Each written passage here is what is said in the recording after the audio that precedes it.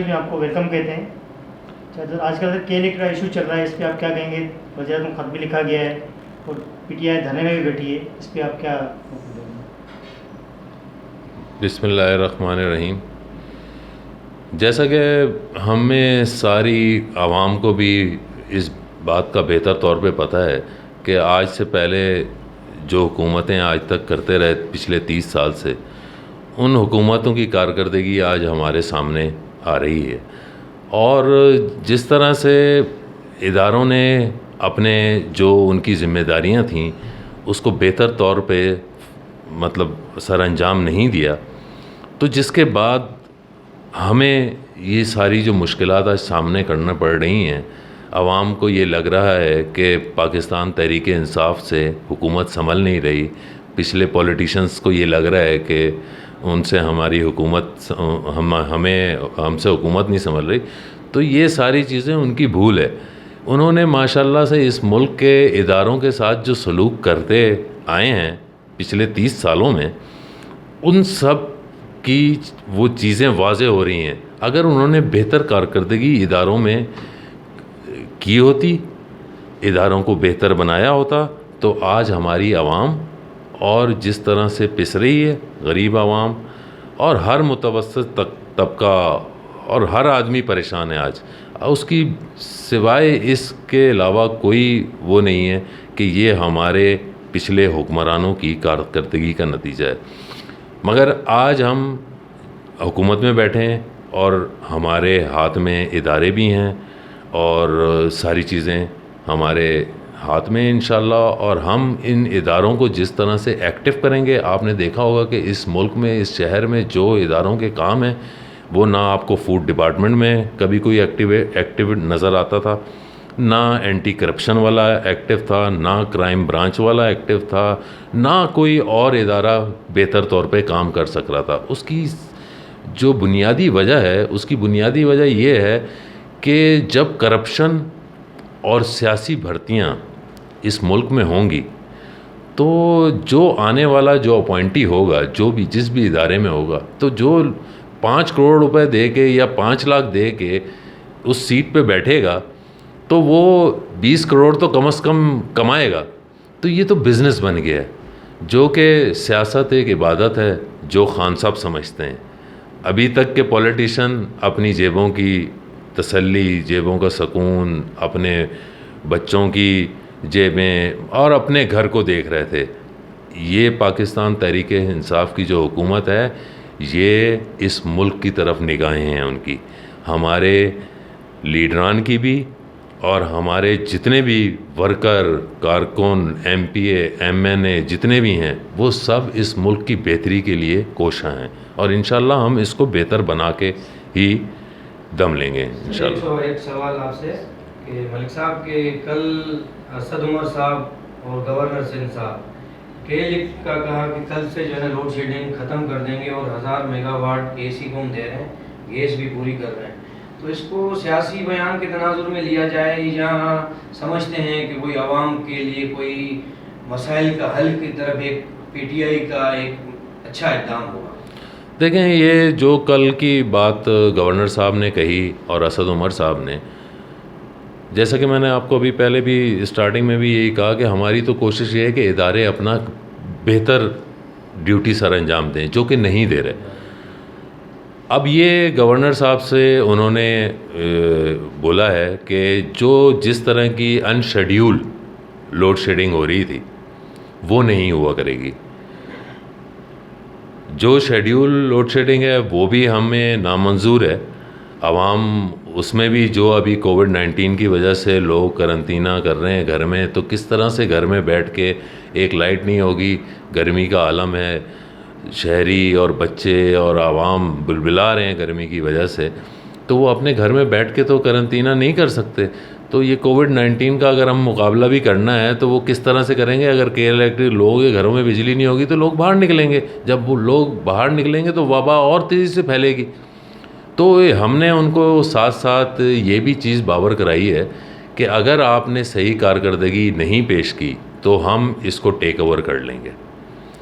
اور اس میں سب سے زیادہ اہم جو ڈیوٹی بنتی ہے وہ نیپرا کی بنتی ہے. نیپرا ایک آزاد ادارہ ہے. ہم پاکستان تحریک انصاف کی حکومت یہ چاہتی ہے کہ جتنے ادارے ہیں وہ سب آزاد ہیں اور وہ اپنا جو کام ہے اس کو بخوبی سر انجام دیں, جو کہ نیپرا نہیں کر رہی. نیپرا کسی کے انڈر میں نہیں آتی. جس طرح سے اوگرا ہے اسی طرح سے نیپرا بھی ہے. نیپرا ایک انڈیپینڈنٹ ادارہ ہے. آپ اگر یہ بولیں کہ نیپرا وفاق کے انڈر میں نہیں آتی وہ, مگر وہ ایک ظاہر سی بات ہے پاکستان میں ہی ہے تو, مگر ایک انڈیپینڈنٹ ادارہ وہ خود اپنا کام کر رہا ہے. اوور بلنگ کے مسائل ہیں اور آج یہ بہادرآباد پہ انہوں نے ایک نیپرا کا دفتر کھولا ہے جس میں الو بول رہے.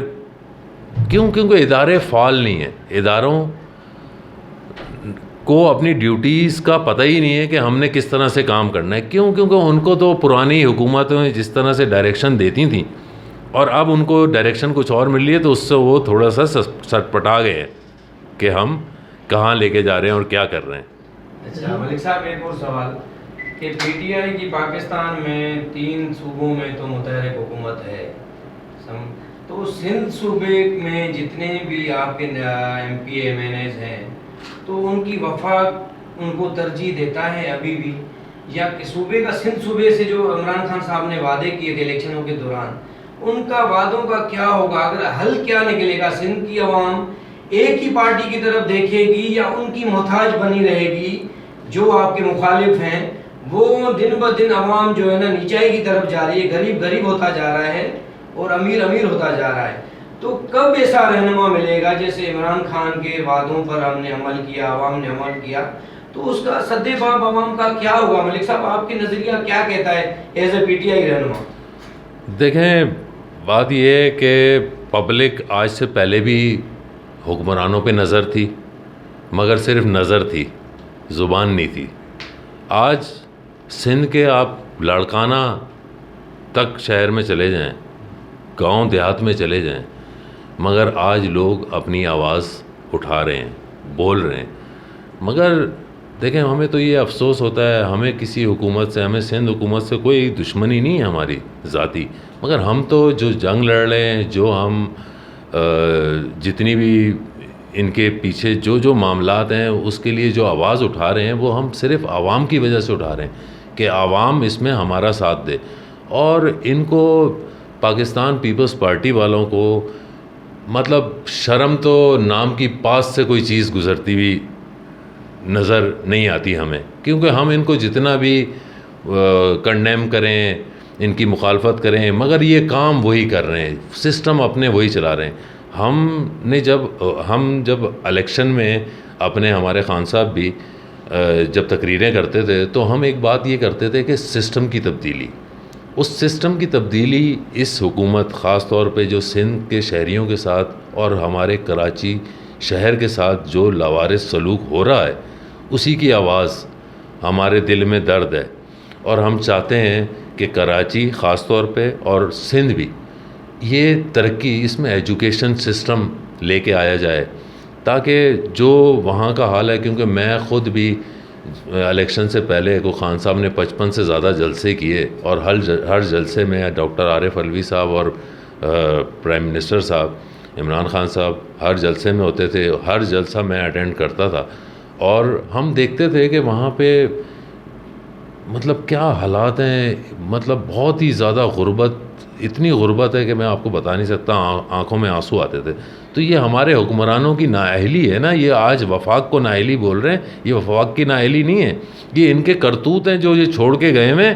تو وہ کرتوت تو ابھی سارے ہم سامنے لائے نہیں ہیں, تو عوام کی آنکھیں تو ابھی اگلے سال آپ دیکھنا کہ اور کتنی کھلیں گی.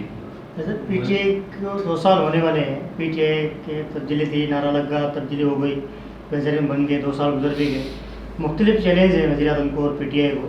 تو آپ کیا سمجھ رہی ہیں 5 سال مکمل ہوں گے یا الیکشن کو؟ انشاءاللہ 5 سال تو مکمل کرنے کے بعد ہمارا یہ اپنا یہ ہے کہ ہم اس ملک کو تقدیر, اس ملک کے سسٹم کو تبدیل کرنے کے لیے ہمیں کم از کم بھی 3 سال حکومت کریں گے تو یہ سارے جو بگاڑ پیدا کر کے گئے ہیں اس بگاڑ کو بہتر ٹریک پہ اور بہتر ڈائریکشن پہ لے کے انشاءاللہ آئیں گے. اچھا ایک سوال آخری کہ P T I Imran Khan کی قیادت میں متحد ہے؟ جی الحمدللہ بالکل متحد ہے. اچھا، آپ نے آفس کا دورہ کیا، ہم عوام نیوز کی طرف سے ہم آپ کا بہت مشکور ہیں کہ آج آپ نے ٹائم نکال کے ہمارے آفس کا دورہ کیا، ہمیں محبت دی، عزت بخشی.